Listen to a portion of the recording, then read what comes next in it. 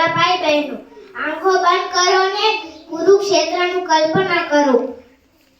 લાખો યોદ્ધાઓ ઊભા છે, હજારો સંજ્ઞા થાય છે.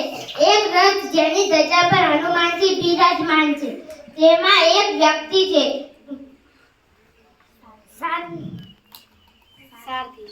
સારથી શ્રી કૃષ્ણ અને યોદ્ધા છે. જ્યારે અર્જુને પોતાના સ્વચરણોને સામે જોયા ત્યારે તે ધ્રુજી ઉઠ્યો. તેને થયું કે આ યુદ્ધ નકામું છે. આજે અર્જુન વિષાદ્યો.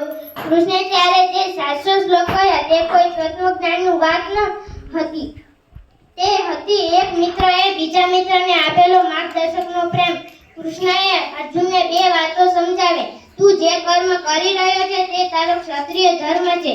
તું જેમને મૃત માને છે તે કદી મરતા નથી, આત્મા અમર છે. આ ઉપદેશ સાંભળી અર્જુનનો મોહ તૂટ્યો. તેનો વિષાદ દૂર થયો અને તે ફરીથી યોદ્ધા બન્યો. તેનો ગીતા આપણને આ શીખવે છે, જ્યારે જીવનના મોહથી મન વિચલિત થાય છે ત્યારે કૃષ્ણના જ્ઞાનનો સહારો લો. ગીતા જયંતિ આપણને યાદ અપાવે છે કે આપણા જેવા સંઘર્ષમાં પણ આપણી સાથે કૃષ્ણ છે. જો આપણે ધર્મના માર્ગ પર ચાલીશું તો તે આપણે સફળતા સુધી પહોંચાડશે. ધન્યવાદ.